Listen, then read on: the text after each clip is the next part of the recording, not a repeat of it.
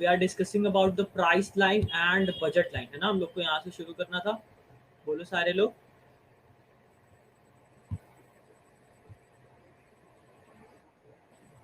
Okay, यहीं से शुरू करना था। अमन यादव नहीं आया क्या आज? वो भी बच्चा तो रेगुलर रहता है हमारे साथ।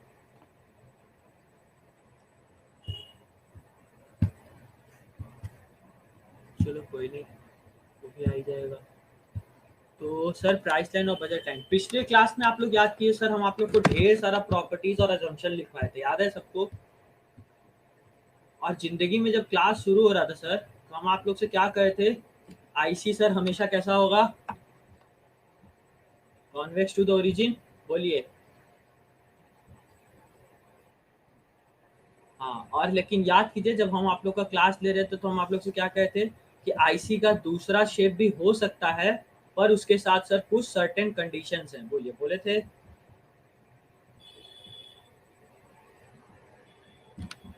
बोले थे ना? तो सर उसी आईसी के कंडीशंस के लिए हम आप लोग को एक दो नोट कराना था, ठीक है? कि कुछ चीज़ें आप लोग नोट कर लीजिए, जैसे जहाँ भी आप लोग नोट्स बना रहे हैं उसमें आप लोग नोट्स कर लीजिए कि आईसी की कुछ चीज़ें हैं जो आप लोग को जानना पड़ेगा, ठीक है? और सबसे पहले सर इसका आप लोग हिस्ट्री आप लोग लिखना बच गया था उस दिन, है ना? सर इंडिफरेंस कर्व की हिस्ट्री आप लोग सिर्फ इतना जान रहे थे कि हमारे ये चाचा जी दिए थे, है ना? नाम है, याद है चाचा जी का सबको? चाचा जी का नाम क्या था? जल्दी बोलो, चाचा जी का नाम क्या था? भाई यार, चाचा को भी भूल जा रहे हो तुम लोग, बताओ कैसे बच्चे हो यार। Sir J R Hicks and Allen, Allen का पूरा नाम?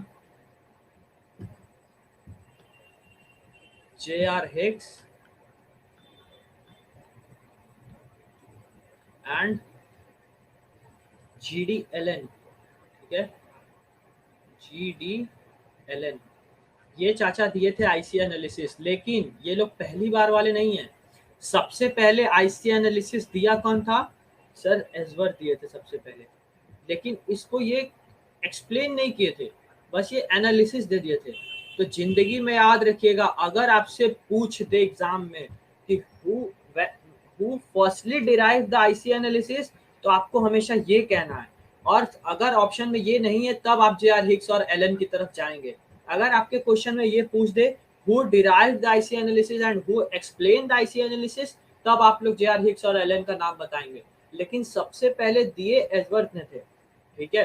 तो हमेशा याद रखिएगा ये चीज कि सबसे पहले दिया कौन था सर? एसबर्ग दिए थे। और उसके बाद सर इसको एक्सप्लेन कौन किया था सर? जे आर हिक्स और जी डी एलन एक्सप्लेन किए थे सर, ठीक है? और ये जे आर हिक्स की कौन सी किताब में था सर? तो किताब का भी नाम आप लोग कहीं छोटा सा लिख लीजिए, बहुत ज्यादा इंपॉर्टेंट तो नहीं, लेकिन हाँ लिख सकते हैं, इसको भी याद रखिए। वैल्यू एंड कैपिटल, क्या नाम था किताब का? Value and capital. इसी बुक में सर वो आईसी एनालिसिस को एक्सप्लेन किए थे, ठीक है? और इनका भी अगर लिखना चाहे तो आप लोग लिख सकते हैं। ये कब दिए थे सर? 1881 में। 1881 में ये दिए थे। और जे आर हिक्स चाचा लोग, ये लोग कब दिए थे? चाचा जी आए थे हमारे 1934 में, ठीक है? तो ये आप लोग को नोट करके रखना है, ठीक? बोलो, किसी को कोई डाउट यहाँ तक? हिस्ट्री वाले पार्ट में कोई डाउट? जल्दी जल्दी बोलो, कहाँ हो सब लोग? यस और नो? नो सर, ओके बच्चा। अच्छा याद करो, अदर नेम मैंने आप लोग से डिस्कस किया था। What are the other name of IC analysis? किसी को याद है other name of IC analysis? Previous classes की बातें हैं सब, कहाँ हो सब लोग? जल्दी जल्दी बताओ।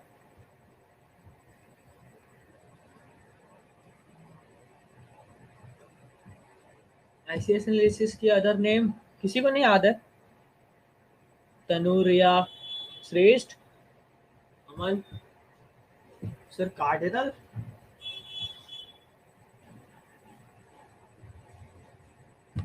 What cardinal Riya? Rectangular hyperbola ना बच्चा, ये इसका नाम नहीं है रेक्टेंगुलर हाइपरबोला।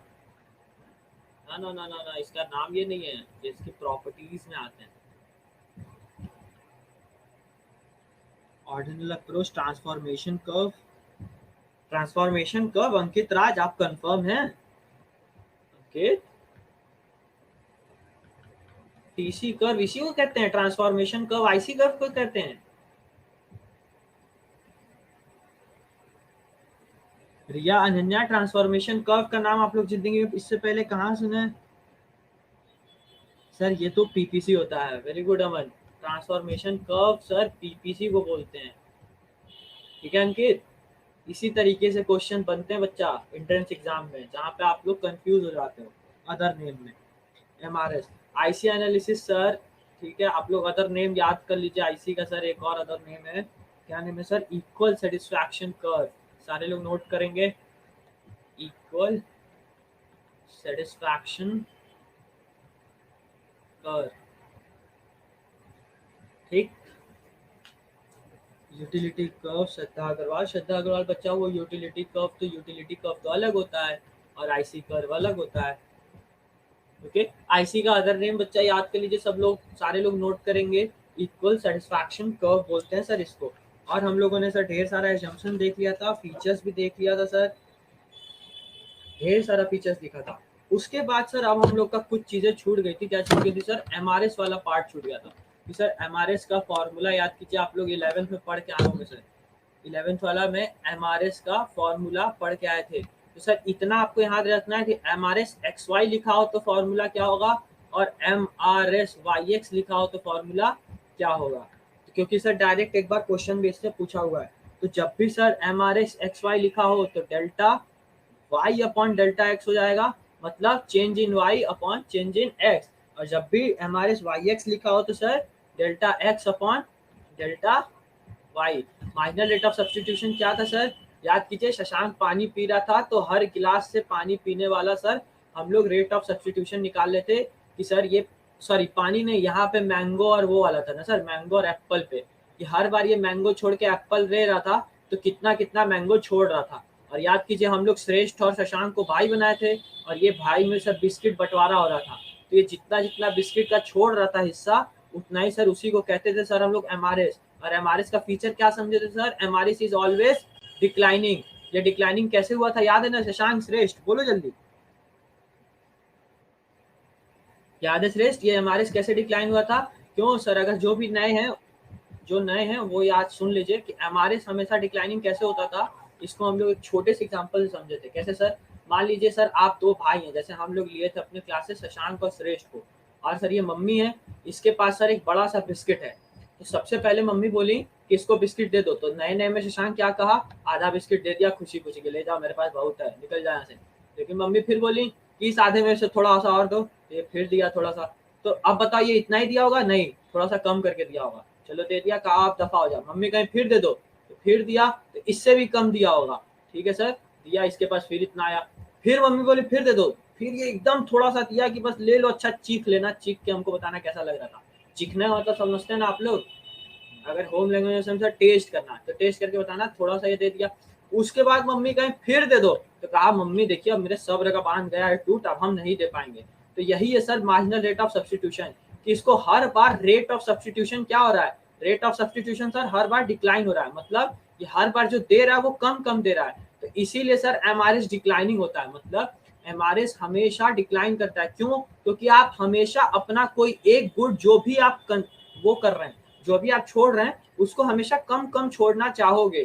क्यों? क्योंकि जो चीज जितनी कम होती जाती है उतना अच्छा लगता है ना? Law of diminishing marginal utility के कारण। वेरी गुड श्रेष्ठ, लॉ ऑफ डीएमयू के कारण। लेकिन सर ये एग्जांपल हम आपको बताए थे इसलिए ताकि आप लोग को एमआरएस डिक्लाइनिंग होने का एक कॉन्सेप्ट दिमाग में बन जाए कि अपने ऊपर आजमा के देखना, हमेशा तुम लोग का भी एमआरएस डिक्लाइनिंग आएगा। बोलो आएगा कि नहीं? अब जैसे अगर इस एग्जांपल से भी ना समझ में आए तो दो ठो दोस्त ले लो। कौन कौन ले लो? रिया ले लो, और रिया हो गई, और एक तनु ले लो। ठीक, Riya and Tanu are best friends. ठीक, अब रिया के पास 1 लाख रुपए है, 1 लाख रुपए रिया के पास है, ये इससे पैसा मांगी। तो शुरू में ये मान लो खुशी खुशी 50,000 दे दी कि मेरे पास बहुत है ले जाओ, हम बहुत अमीर आदमी। फिर ये मांगी तो अब ये 50 से क्या देगी सर? कम देगी। 50 से कहीं अच्छा ले जाओ 25,000 और ले जाओ, तो इसके पास 25 है, इसके पास 25 मिल गया। फिर ये मांग ली तो अब सोचेगी नहीं अब हम नहीं दे पाएंगे यार, इसको कितना दें, चलो अच्छा 10,000 और ले लो, इसके पास 10,000 और आ गया। ये फिर मांगी तो अब सर ये 1000 दी, 9000 रख ली, उसके बाद मांगी तो कहीं निकल जाओ, एकदम मुंह पूछ देंगे तुम्हारा, वापस तो कर नहीं रही हो। तो वही चीज है सर, इसलिए सर एमआरएस हमेशा डिक्लाइनिंग होता है। क्यों? क्योंकि जो चीज कम होती जाती है उसकी यूटिलिटी, वो चीज आपको अच्छा लगने लगता है, उसकी यूटिलिटी इंक्रीज करने लगती है। यही सर हमारा लॉ ऑफ डीएमयू था। यही सर, इसी को हम लोग अपने एग्जाम्पल से समझे थे। ये वाला भी एग्जाम्पल सर आपको समझ में आ जाना चाहिए बहुत अच्छे से। बोलो, सबको समझ में आया? रिया, तनु, समझ में आया बच्चा क्यों एमआरएस डिक्लाइनिंग हो रहा है? यस। देखो जिसका एग्जाम्पल लोगे ना उसको जल्दी समझ में आ जाता है। देखो तनु फटाक से मैसेज की, यस सर हमको पैसा मिला, हम खुश हैं। देखो रिया भी बोलती, वो भी बात टोट के खुश है, यस। ओके, और बताओ, और बताओ, सबको समझ में आया? यार इतने सारे बच्चे, जल्दी जल्दी बोलो। ओके सर, आ गया समझ में। तो ये वाली प्रॉपर्टी आप लोग को हमेशा याद रखना है कि सर एमआरएस इज डिक्लाइनिंग, और यही रीजन सर, यही एमआरएस डिक्लाइनिंग का ही रीजन है सर कि कॉन्वेक्स टू ओरिजिन होता है और डाउनवर्ड स्लोपिंग होता है आईसी कर्व। ठीक है, यही यही एक रीजन है जिसके वजह से क्या होता है sir, IC convex to origin होता है और downward to the, downward left to right में क्या है सर, ये डाउनवर्ड होता है। ठीक है, तो ये हमेशा आप लोग को याद रखना है। उसके बाद चलो, अनन्या को भी समझ में आ गया, हर्षित को भी आ गया, ऋतिका को भी आ गया। ओके, ऋतिका ये वही है ना, ऋतिका बच्चा आप मुझसे पढ़े हो शायद पहले, है ना ऋतिका? बोलो यस और नो। यस सर, आप मुझसे शायद 12th में मैक्रो पढ़े हो जहां तक मुझे याद है। आप उन्नति के बैच के हो, है ना? ओके, इसीलिए जानी पहचानी लड़की लग रही है। चलो, तो ये समझ में आ गया सर एमआरएस वाला, आप लोग ये नोट कर लिए फॉर्मूला जो हम लिखवाए, बोलो यस और नो। फॉर्मूला नोट हो गया सबका? जल्दी बोलो, फॉर्मूला नोट हुआ? ओके, तो ये फॉर्मूला आप लोग के लिए बहुत ज्यादा इंपॉर्टेंट है, तो इसको आप लोग याद रखेंगे। ठीक है, लेकिन सर अब कुछ कुछ कॉन्सेप्शन, अगर इसके लिए सर क्या है sir, exceptions of the law है। एमआरएस का लॉ आप लोग पढ़ लिए, लेकिन इस लॉ के लिए सर कुछ कुछ एक्सेप्शंस है। ये जो लॉ आप लोग को सर बताया जा रहा है, इसके लिए कुछ कुछ एक्सेप्शंस हैं, और उसी एक्सेप्शंस की वजह से सर क्या होता है, हमारे पीपीसी का शेप चेंज हो सकता है। ऐसा ये माना गया है कि पीपीसी का शेप इन्हीं एक्सेप्शंस की वजह से चेंज हो सकता है। अब देखो वो एक्सेप्शंस क्या है, आओ तुम लोग को बताते हैं। थोड़ा थोड़ा है, ज्यादा आप लोग मत ही समझना, लेकिन थोड़ा थोड़ा तो समझो। ठीक है, अब अगर जिंदगी में सोचो, ठीक है, जिंदगी में एक बात सोचो, याद करो, हम तुम लोग का एजम्पशन बता रहे थे, तो कोई एक लड़की थी शायद जो बोली सर एक दो एजम्पशन और दे दीजिए, तो हम वहां पे एक दो एजम्पशन दिए और रुक गए कि ठीक है ज्यादा मत लो एजम्पशन। लेकिन सर क्या सिर्फ और सिर्फ इतने ही एजम्पशन निकल सकते हैं? जितने भी हमने एजम्पशन लिए थे 4 या 5, क्या 4 ही 5 एजम्पशन निकल सकते हैं? बोलो। ये सर हम लोग 6 लिए थे, 6 एजम्पशन हम लोग लिए थे, लेकिन सर नहीं, इसके अलावा हम आपको कहे थे ना, आप लोग जब बोलेगे तब हम 2-3 एजम्पशन हर में लिखवा सकते हैं। तो वही चीज था सर, यहाँ पे अभी एजम्पशंस और निकल सकते हैं, और यही एजम्पशंस न लेने के कारण सर इस एमआरएस का एक्सेप्शन बन जाता है। मतलब अगर ये एमआरएस काम यहाँ पे नहीं करता है, मतलब कुछ ऐसी कंडीशंस हैं जहाँ पे मार्जिनल रेट ऑफ सब्स्टिट्यूशन काम नहीं करता है, तो वही हम आपको कंडीशन बताने जा रहे हैं। वही कंडीशन जो शायद आप लोग 12th में कभी पढ़े हो तो पढ़े हो, नहीं तो यहाँ पे तो पढ़ना पड़ेगा, थोड़ा थोड़ा नॉलेज होना चाहिए। ठीक है, तो सर क्या है एक्सेप्शन में, सबसे पहले आप लोग एक्सेप्शन नोट करेंगे। क्या है सर एक्सेप्शन में, कि सर अगर मान लीजिए, सर अगर मान लीजिए आपका एम आर एस हम लोग पढ़े डिक्लाइनिंग, लेकिन अगर M R S sir constant हो जाए तो क्या होगा? तो अब तुम लोग बोलोगे सर ये कांस्टेंट होगा कैसे? बोलो, तुम लोग बोल सकते हो ना ये कांस्टेंट होगा कैसे, बताओ हमें, कोई एमआरएस कांस्टेंट हो सकता है कि नहीं? यस और नो, जल्दी बताओ। नहीं हो सकता? ओके चलो, श्रेष्ठ बोला नहीं हो सकता, और जल्दी बोलो, बाकी लोग बोलो। श्रेष्ठ बोला एमआरएस सर कभी कांस्टेंट हो ही नहीं सकता है। और बताओ, और बताओ, जल्दी जल्दी बताओ यार।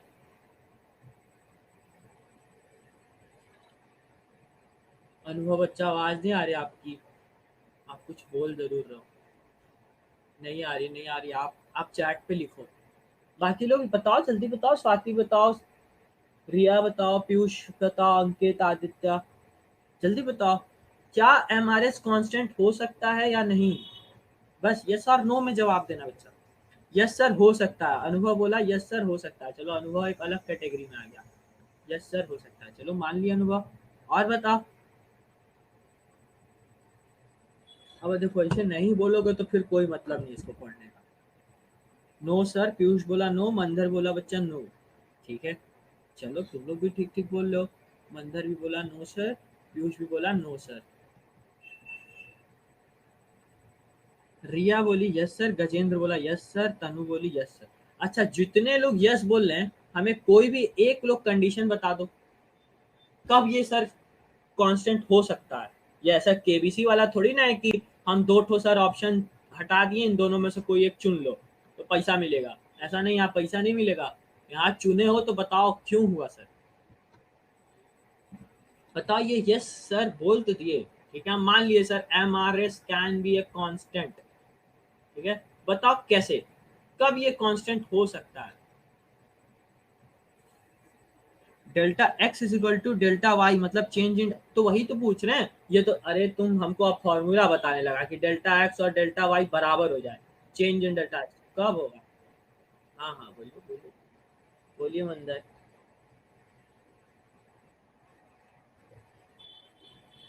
तो कैसे कब इक्वल होगा ये डेल्टा एक्स और डेल्टा वाई।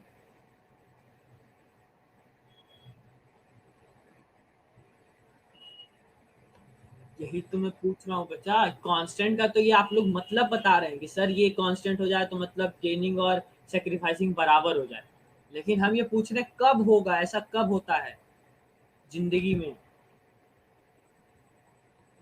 चलो कोई बात नहीं आ रहा है तो देखो सिंपल सी बात है सर, ये इसका फॉर्मूला हुआ कि sir M R S constant का मतलब delta X is equal to delta Y कब हो सकता है। तो हमेशा आप लोग याद रखेंगे जब भी अगर आपसे क्वेश्चन पूछ ले कि when will be M R S is constant, तो सर ये एक ही कंडीशन में हो सकता है कि जब आपके गुड्स परफेक्टली सब्सटीट्यूट हों। अब बोलो परफेक्टली सब्सटीट्यूट का मतलब पता है आप लोग को।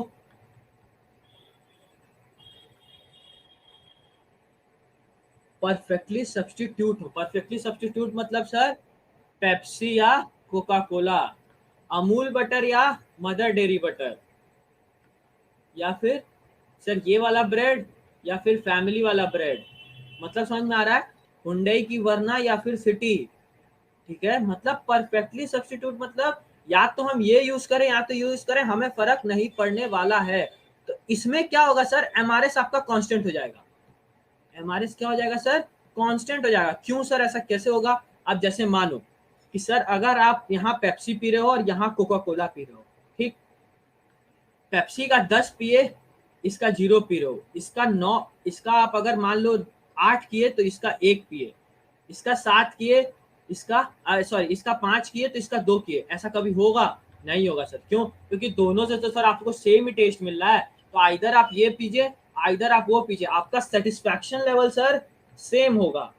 जब भी सर सेटिस्फैक्शन लेवल सेम होगा तो देयर इज नो चेंज, आप कभी पेप्सी से कोका कोला पे शिफ्ट ही नहीं करोगे। ठीक है, कभी आप कोका कोला से पेप्सी पे शिफ्ट ही नहीं करोगे जब तक अदर चीजें चेंज ना हो जाए। तो जब भी सर परफेक्टली सब्सटीट्यूट गुड्स रहेंगे, मतलब एक के बदले जो यूज हो सके दूसरे गुड्स, परफेक्टली सब्सटीट्यूट गुड्स रहेंगे, वहां पे क्या होगा सर, आपका एमआरएस क्या हो जाएगा सर, कांस्टेंट हो जाएगा। और कांस्टेंट एमआरएस होते ही क्या होगा सर, आईसी का शेप बदल जाएगा। आईसी कैसा हो जाएगा सर, आईसी बनेगा ऐसा, और यहाँ पे बनेगा 45 डिग्री का एंगल। ठीक है, this will become the shape of IC. ये क्यों हुआ सर, कांस्टेंट कांस्टेंट जब आपका एमआरएस हो गया तो सर ये हमेशा बराबर आएगा। देखो जितना इधर छोड़े इतना बराबर बराबर बराबर बराबर एकदम बराबर हो जाएगा। मतलब समझ में आया। और सर ये देखिए आईसी की हमने क्राइटेरिया पढ़ी थी कि आईसी सर किसी भी एक्सिस को नहीं छू सकता, लेकिन ये यहाँ पे टच कर रहा है। क्यों, क्योंकि या तो हम 10 यूनिट कोको कोला पी लें या तो 10 यूनिट पेप्सी पी लें, हमें बात एक ही है, हमें दोनों से सेटिस्फेक्शन एक ही मिल रहा है। तो सर ये 10 और 0 भी हो सकता है और ये 10 और 0 भी हो सकता है, लेकिन हम लोग आईसी में क्या पढ़े हैं, कि कभी भी सर ये 0 नहीं हो सकता एक कॉमोडिटी, याद है सबको? Okay, yes sir. तो ये समझ में आया बच्चा, परफेक्टली सब्स्टिट्यूट कैसे है? ओके, तो इसी से तो एमआरएस कांस्टेंट कब होगा, अब समझ में आ गया। ये क्वेश्चन आप लोग अपने में स्टार पॉइंट बना के रखेंगे कि एमआरएस कांस्टेंट कब होगा, जब there is a perfectly substitute goods. ठीक है, अच्छा अब बताओ, अब आप में से कोई एक और बताओ, थोड़ा सा दिमाग को घुमाओ कि can MRS will become concave to the origin?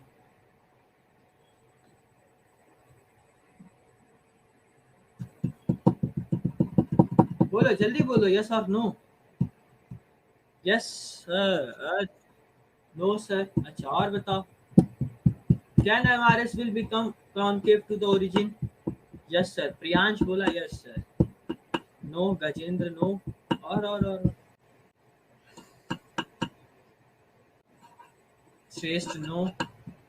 और Anubhav no, Riya no, Khushi yes.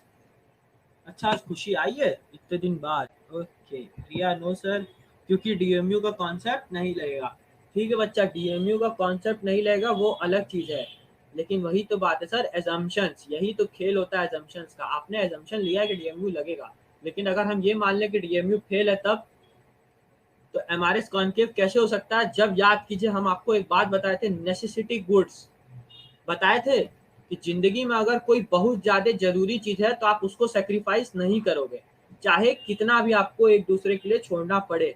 तो when consumer is willing to sacrifice more and more of commodity this for gaining this, then MRS will become concave to the origin। मतलब अगर शशांक है और वो pizza और मोमोज में सोच रहा है, अब ये मोमोज का दीवाना है, मतलब ये पहाड़ी है, समझ लो पहाड़ी लोग मोमोज बहुत खाते हैं ना, तो ये मोमोज का दीवाना, अब ये कह रहा है हम पिज्जा नहीं खाएंगे, पिज्जा खरीद के दे देंगे तुमको, लेकिन हमें मोमोज खिलाओ।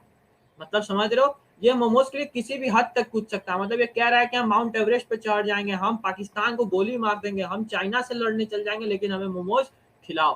तो यहाँ पे क्या होगा सर, इसका आईसी एनालिसिस क्या हो जाएगा सर, इसका आईसी बन जाएगा कॉन्केव टू द ओरिजिन। क्यों? क्योंकि किसी भी हद तक गुजर सकता है मोमोज खाने के लिए। सर ये राह चलते डीएम की गाड़ी को रोक दे रहा है कि हमको मोमोज का कॉर्नर लगाने दो, हम अपने बेचेंगे नहीं, हम अपना लगा के खाएंगे। मतलब समझ रहे हो, तो इसका आईसी क्या होगा sir, concave to the origin रहेगा। ऐसा कब होता है सर, नेसेसिटी के लिए, जब सर कोई कंज्यूमर एक गुड को किसी भी हद तक छोड़ने के लिए रेडी हो जाए दूसरे गुड को पाने के लिए। ठीक है, ये कंडीशन हो सकता है, ये इमेजिनरी है क्योंकि यहाँ डीएमयू का रूल नहीं लग रहा है, लेकिन सर ऐसा हो सकता है प्रैक्टिकल लाइफ में। तो MRS can be concave to the origin.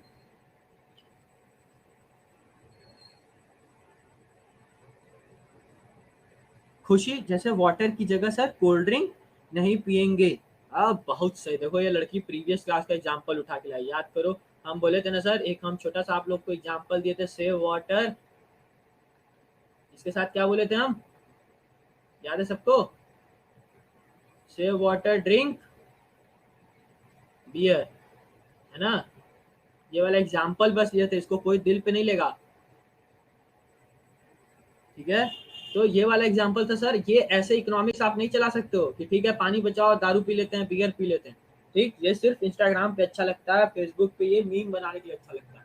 ठीक, तो आपको ये कभी नहीं। तो वही खुशी भी कह रही है कि सर हम लोग पानी की जगह कोल्ड ड्रिंक नहीं पियेंगे, इसलिए सर हम कोल्ड ड्रिंक को कितना भी सेक्रीफाइस कर ले जाएंगे पानी पीने के लिए। ठीक, तो वहां पे सर क्या होगा, IC analysis concave to the origin हो जाएगा। तो आपको क्वेश्चन के अकॉर्डिंग टिक लगाना होगा। ठीक, अब समझ में आया सबको बच्चा? बोलो यस और नो?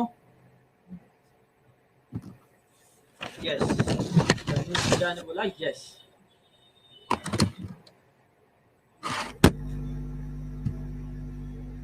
और बोलो जल्दी जल्दी बोलो सारे लोग।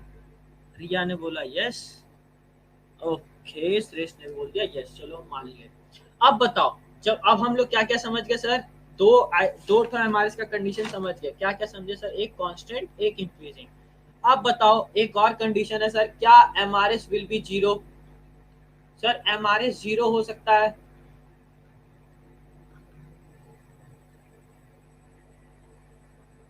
जल्दी बोलो। स्वाति बोली यस, जल्दी जल्दी बोलो, जल्दी जल्दी। क्या MRS will be zero? Anwar yes. अच्छा बताओ, सब लोग यस बोल रहे हैं ताव से धड़धड़ा के, क्योंकि सर अभी तक जो जो नो बोला वो सब गलत हुए। मान लिया। अच्छा बताओ, जीरो एमआरएस कब होगा?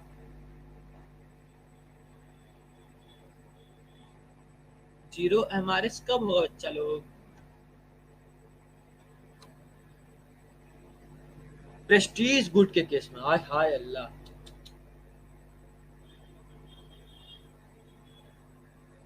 Prestigious goods zero MRS. जियो शेर, प्रियांश दिल खुश कर देगा। और कोई बताओ।